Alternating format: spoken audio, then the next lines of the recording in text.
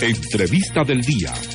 La entrevista a primera hora, con los temas noticiosos más relevantes, en la voz de los protagonistas.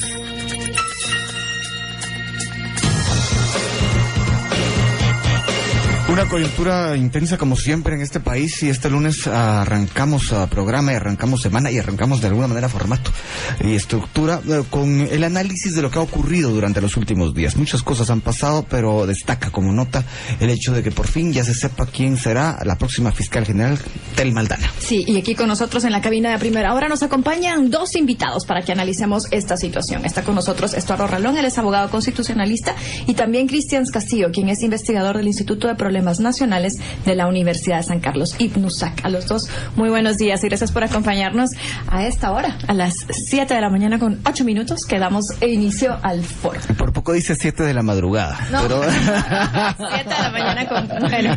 Buena madrugada. Un poquito diferente el horario, pero las ganas de siempre. Licenciado Ralón, buenos días. ¿Cómo ve usted esta designación de Telma Aldana como fiscal general? ¿Cómo lo analiza usted? ¿Qué es lo que usted espera de ella? Buenos días. Buenos días y buenos días a todos los que nos están escuchando. Creo que la selección que hiciera el presidente de la República de la licenciada Telma Aldana seguramente tuvo bastante peso el hecho de la experiencia que ha tenido dentro del organismo judicial como tal. Ha sido presidenta del organismo judicial y magistrada de la Corte de Suprema de Justicia. Yo lo que esperaría, como creo que todos los guatemaltecos, es que la función que realice sea una función objetiva e imparcial, como es obligación constitucional que la tenga un fiscal general, que se vea un ministerio público que no lleve ningún tipo de agenda ideológica o política, sino que busque las pruebas, y no importa quién sea el que esté señalado de un delito, si los medios científicos y las pruebas denotan su culpabilidad, pues que haga una acusación penal sustentada en los tribunales de justicia. Eso es lo que yo esperaría del nuevo fiscal. ¿Qué nos dice Cristian Castillo? Me parece que hay que leerlo en contexto, y muy buenos días y un gran saludo para todos los que nos escuchan a esta hora de la mañana. Pues yo creería que habría que leerlo en contexto, porque me parece que la tendencia ha sido a que ha ido concretándose un nuevo modelo de gestión de lo público, en donde prácticamente el organismo ejecutivo se ha ido quedando en gobernando en soledad. Un control del legislativo por la vía de la pseudoaplanadora de la mayoría de los 52 votos y las bancadas banquito que se prestan para llegar a los 80 y los 105 votos.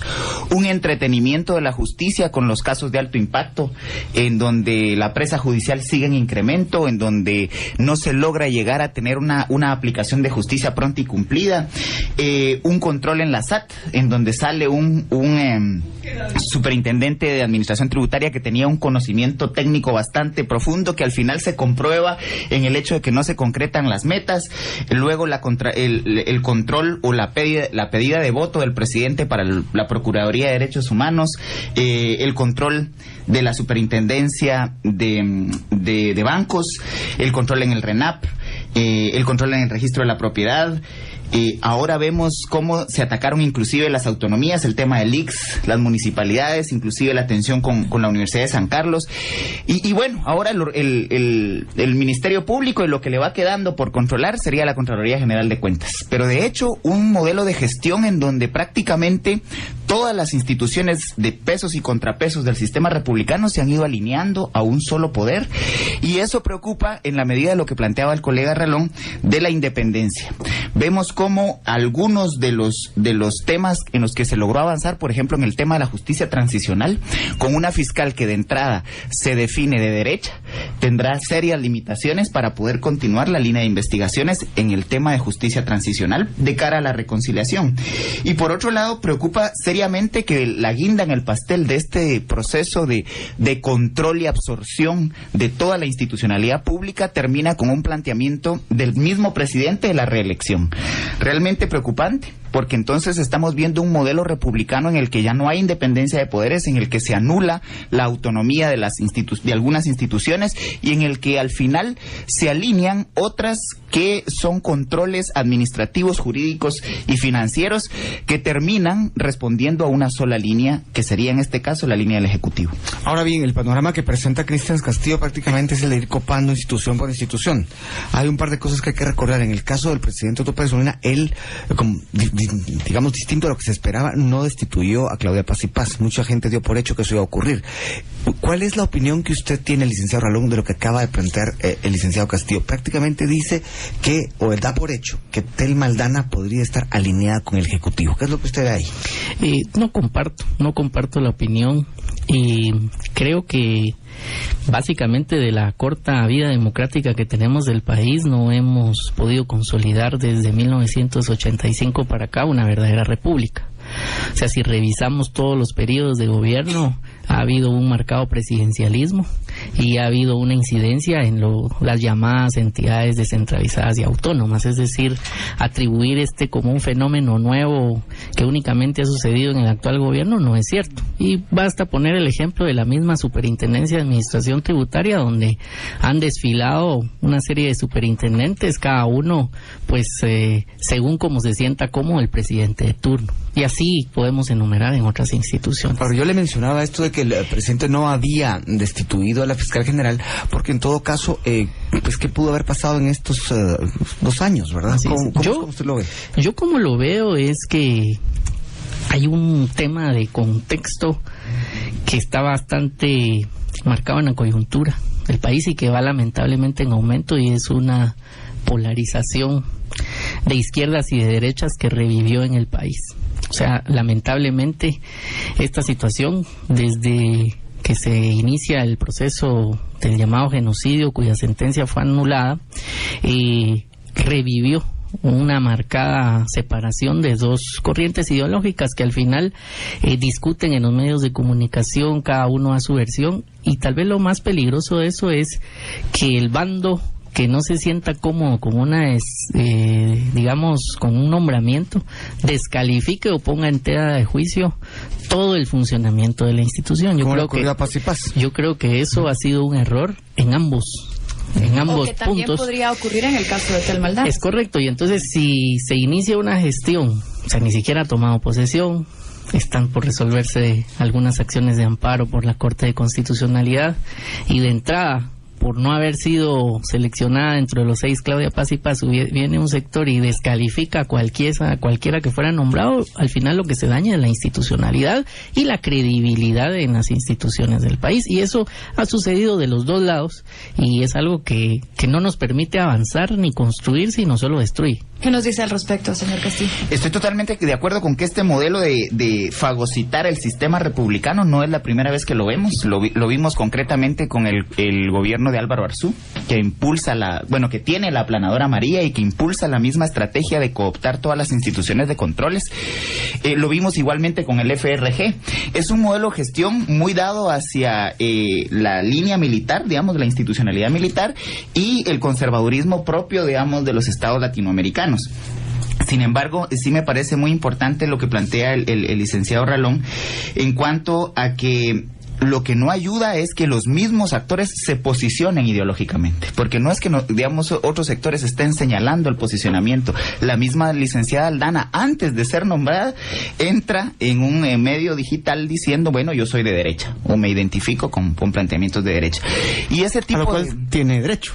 Tiene derecho desde su posición personal política. Sin embargo, estando en un proceso de cara a posiblemente ser seleccionada la fiscal general, la próxima fiscal general, porque eso fue antes del nombramiento, y en el escenario en el que estuvimos asistiendo, donde a la fiscal saliente se le acusaba de ser una fiscal de izquierda, entrar, digamos, con un posicionamiento de esa naturaleza, coincido plenamente con el licenciado, viene a enrarecer completamente el ambiente, viene a poner oposiciones innecesarias y viene a deteriorar una institucionalidad que ni siquiera había asumido, pero que me imagino que ya tenía sus cálculos establecidos de que iba a terminar como terminó, siendo nombrada la fiscal general. Y precisamente de eso también tenemos que conversar, porque desde el principio el nombre de Telma Aldana fue el más mencionado. Sin embargo, en los días previos a la designación final corrieron muchos rumores.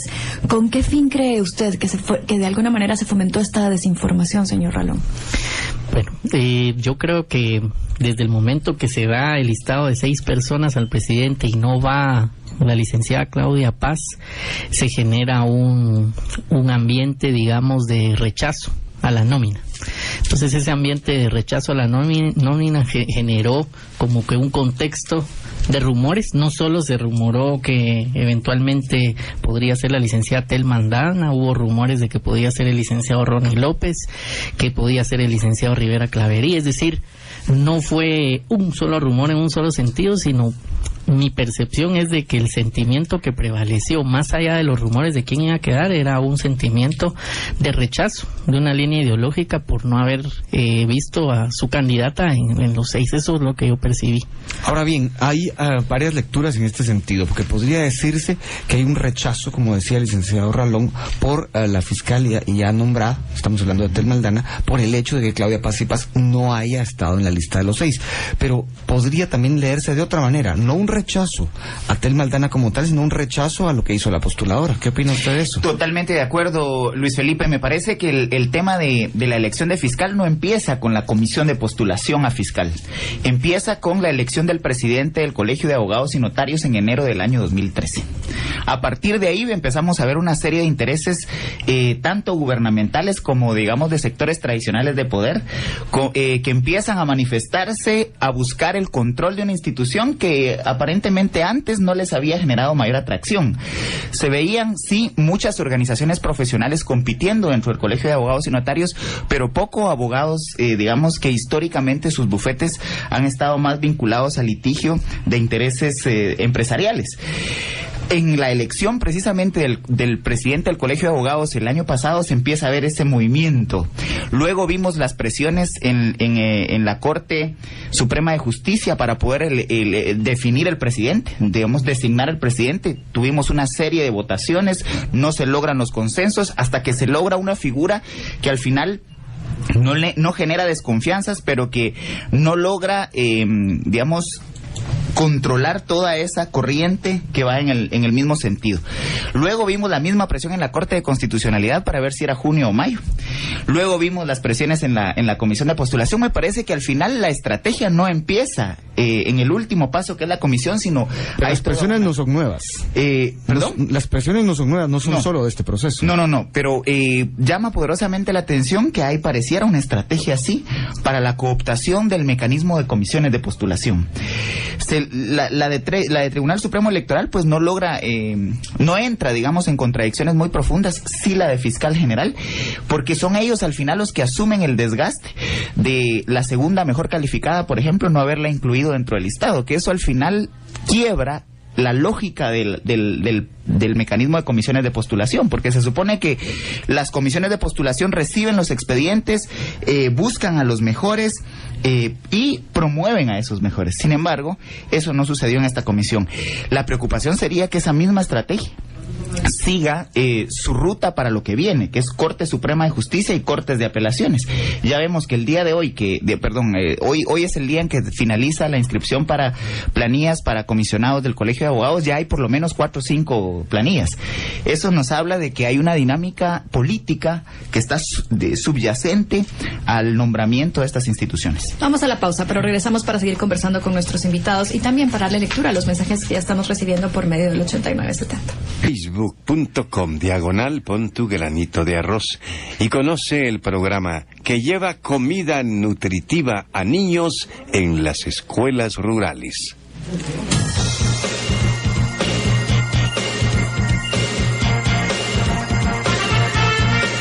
Estamos aquí de vuelta en el foro de A Primera Hora. En una hora que es no habitual. 7:29. Y aquí con nosotros está tanto Estuardo Ralón como Cristian Castillo. Y por supuesto tenemos contribuciones de nuestros oyentes que se comunican por medio del 8970.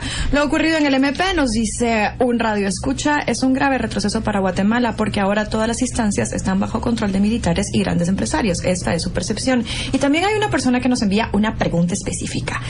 ¿Acaso hay una justicia de izquierda y de derecha? ¿Se puede eso interpretar así? Bueno, empecemos ahora con Cristian Castillo. Bueno, la justicia, debemos estar conscientes que la justicia es el resultado de los consensos políticos. Legislan políticos, no juristas. Y entonces las leyes al final representan los acuerdos que los políticos llegan para ordenar las relaciones sociales. Estoy desde una posición muy sociológica o política. Legislan políticos, pero ejecutar la justicia. Entonces el proceso es que la administración de justicia le queda a juristas. Y el tema de la aplicación de la justicia sí puede posicionarse dependiendo de cómo se creó la norma. Y pongo dos ejemplos. La ley de túmulos y la última ley de telecomunicaciones. Las dos generan un tipo penal, digamos, tipifican un delito. Oponerse a la aplicación, a la puesta de antenas puede ser penado de 2 a 6 años de cárcel. ¿Qué hace el que administra la justicia con un consenso político de esa naturaleza? Si yo me opongo a que en mi casa pongan una antena, entonces viene el juez y me aplica la sanción, porque el instrumento que le llega a las manos de él es el que ya está ideologizado. Lo mismo sucede con la ley de túmulos, digamos. Oponerse o ser un entorpecimiento al libre tránsito del libre locomoción, inmediatamente puede ser intervenido por los cuerpos de seguridad. Lo que nos están diciendo es cuál es el elemento de fondo que interesa a los consensos políticos que se manifiesta a través de la ley. Ya cuando la ley llega a las manos del jurista, obviamente, ¿qué le queda? Y ahí entra el tema de la falacia del Estado de Derecho y de la autonomía de la norma o la superioridad de la norma. Debemos estar conscientes que el proceso de la justicia empieza con un consenso político. Justicia de izquierda y derecha, señor Rolón. Pues yo creo que lamentablemente en aplicación reciente en Guatemala sí lo hemos vivido. El caso de genocidio es uno de esos, donde tuvo que enmendarse la plana por la Corte de Constitucionalidad a una sentencia que fue todo un show político, digamos, dentro del foro de la misma sala de vistas de la Corte Suprema de Justicia. Y creo que al final pues la justicia debiese ser dar a cada cual lo que corresponde de conformidad con la ley y ser absolutamente ciega y ser totalmente imparcial. De hecho, aquellas normas que el Congreso emita y se vuelvan ley de la República que no respeten la Constitución tienen sus mecanismos de impugnación. Cuando yo decía que recientemente se ha dado una polarización es que se cuestiona no solo el nombramiento de autoridades, sino sus resoluciones, la ley misma, la Constitución misma. Y ese cuestionamiento y separación lo que ha generado es un sentimiento como de fragmentación, como que somos muchos pueblos, muchos territorios, cuando se perdió el rumbo. Somos guatemaltecos todos y vivimos en un solo país, en un solo territorio, y sobre esa base debiéramos de construir. Pero ese rumbo se perdió con los discursos, digamos, ideológicos, de hacer un análisis ideológico como que fuese una manera de continuar la guerra y que después de la firma de los acuerdos de paz siguiera una fase de instrumentalización política e ideológica de las instituciones para seguir combatiendo en la guerra. Y yo creo que esa parte habría que, hasta que la dejemos atrás y pensemos en construir y pensemos que todos somos guatemaltecos y que tenemos un solo territorio, pues sobre esa base vamos a poder salir adelante. La verdad es que hay muchos mensajes relacionados con el tema, y después de lo que dice el licenciado Ralón hablando de que todos somos guatemaltecos, yo entiendo y puedo leer en lo que él nos cuenta y nos dice que hay que ver hacia adelante. Sin embargo, hay víctimas del pasado que piden justicia. ¿Cómo arreglar ese problema? ¿Cómo enfrentar el futuro con ese problema del pasado, señor Castillo? Bueno, la historia en el mundo nos dice que no hay reconciliación sin aplicación de justicia. Es decir, debemos reconocer que los grandes casos de confrontaciones entre hermanos del mismo país, a pesar de que hay grandes diferencias culturales y que debemos reconocerlas, respetarlas y aceptarlas, sí pasa en la experiencia mundial por un proceso de reconciliación. Mientras los perpetradores de los crímenes de conflicto armado interno no se les aplica la justicia, las heridas se mantienen abiertas, y se mantienen abiertas inclusive sin una base ideológica, porque digamos los hijos de la guerra de pronto ya no tienen mucha claridad del comunismo o del socialismo o del marxismo, pero perdieron a sus padres, perdieron a sus tíos, perdieron a veces todas sus pertenencias, sus raíces, muchos de ellos tuvieron que emigrar. Y entonces ese mismo rencor, ese mismo odio se va heredando generaciones tras generaciones, aunque escapen a un discurso y un debate ideológico. Cuando por fin se llega a la aplicación de la justicia y se lleva ante la justicia a los perpetradores, me parece que a partir de ahí podemos empezar un destino común. A partir de ahí se puede construir un Estado común, porque en este momento no tenemos un Estado para todos. Debemos estar conscientes que lo que tenemos se ha creado en Guatemala para atender las necesidades de una clase, las necesidades de sectores urbanos, las necesidades principalmente de intereses económicos. Y hay grandes segmentos poblacionales, principalmente de pueblos indígenas, que han estado al margen del Estado de Guatemala. Ahora bien, ¿cómo determinar quiénes fueron realmente los perpetradores? Porque la misma fiscal general Claudia Paz y Paz, aquí en esta cabina, un par de semanas atrás dijo, bueno, no se pueden judicializar todos los casos, el sistema no da para tanto. Y ahí viene la pregunta en cuanto al manejo de tiempos. Los acuerdos de paz se firmaron a finales de 1996. ¿Usted no cree, licenciado Ralón, que de haber hecho, digamos, en este mismo momento el proceso de justicia transicional hubiera sido más efectivo? Definitivamente, y de hecho también pienso que si hubiesen querido las dos partes, porque las dos partes mataron, las dos partes dejaron a familias huérfanas, hubo bombas de ambos bandos, hubo muertos de ambos bandos, asesinatos, pues no hubieran firmado los dos grandes grupos que causaron muertes al país una ley de amnistía, sino que se hubieran sometido ambos a los tribunales de justicia. Entonces, si ambos, guerrilleros y militares, firmaron una ley de amnistía, es porque estaban pensando en que no iba a haber procesos para ninguno de los dos. Por eso yo decía que pareciera que siguió una segunda etapa de la guerra, queriendo instrumentalizar las instituciones y abrir un nuevo capítulo donde lo que hemos vivido ahorita es un intento de persecución hacia los militares. No hemos visto el mismo nivel de persecución hacia la guerrilla, llamados a jefes guerrilleros. Hay algunos no de la misma magnitud y no de la misma cantidad. Y entonces, ¿qué era lo que se quería? Se quería que se sometieran a los tribunales de justicia los dos, porque eso fue firmado por los dos, no hubieran firmado una ley de amnistía para ambos. ¿Qué nos dice al respecto, Cristian Castillo? De acuerdo con el consenso fue ese, no amnistiarse. Sin embargo, me parece que la democracia en el proceso de maduración y de fortalecimiento va abriendo oportunidades a otros sectores. Y entonces los actores obviamente se van a amparar bajo la misma chamarra, es como la clase política, no se van a legislar contra sus propios intereses. Lo mismo sucede en este caso.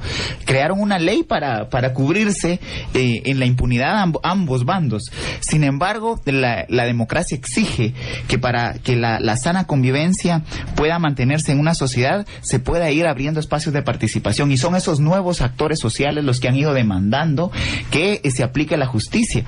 Y aquí yo quisiera hacer la diferenciación entre comandancia, digamos, del lado guerrillero, y altos puestos del ejército o la cúpula de los poderes tradicionales del país.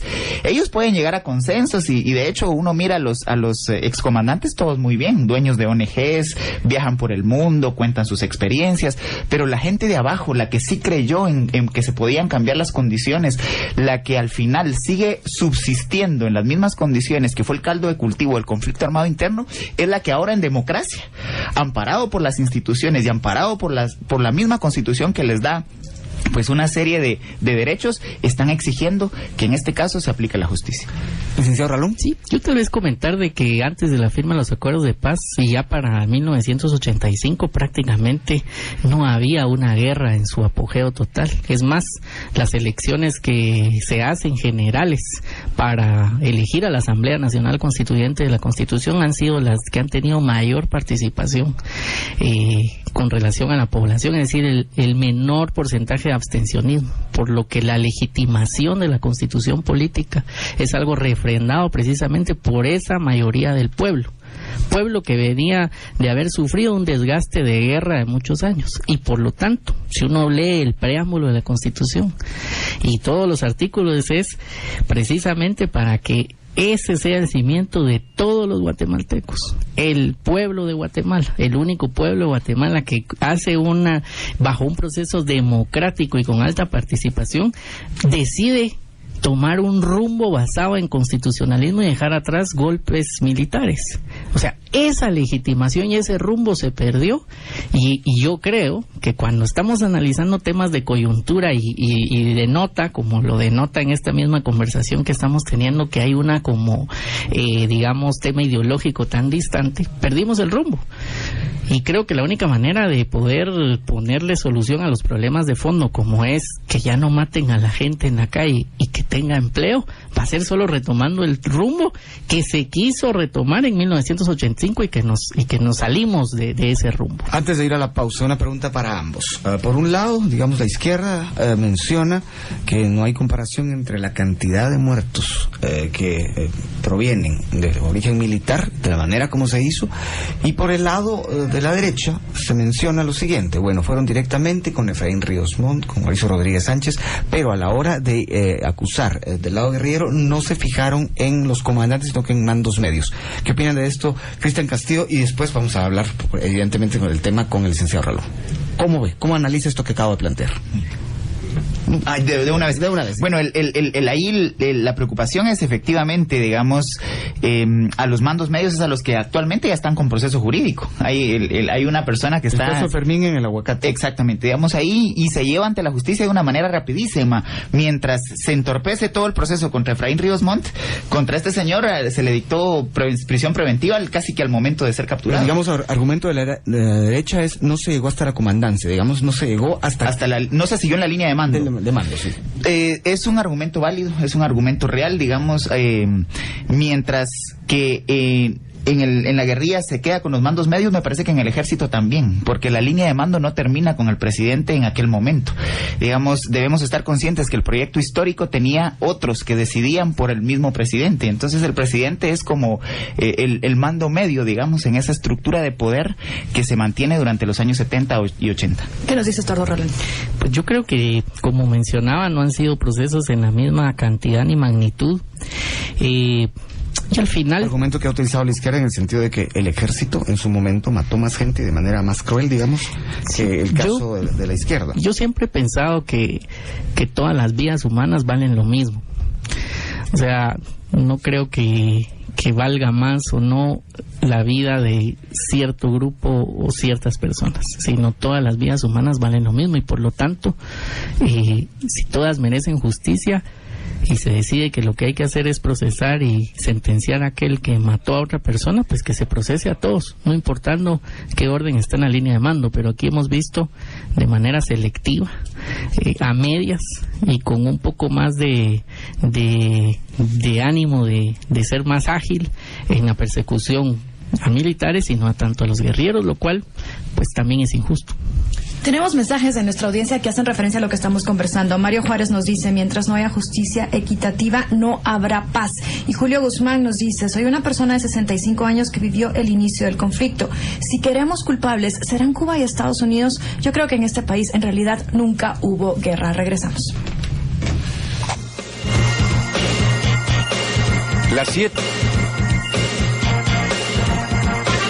Seguimos conversando aquí en A Primera Hora con Estuardo Ralón y con Cristian Castillo. Y ahora sí, para esta fase final, este segmento final de A Primera Hora. Interesante ha estado la charla, ¿eh? Por supuesto que sí, pero nos vamos a concentrar en la llegada de Thelma Aldana como jefa del Ministerio Público. Así que transición, un poco ¿verdad? De la transición. Empezamos ahora con el licenciado Ralón.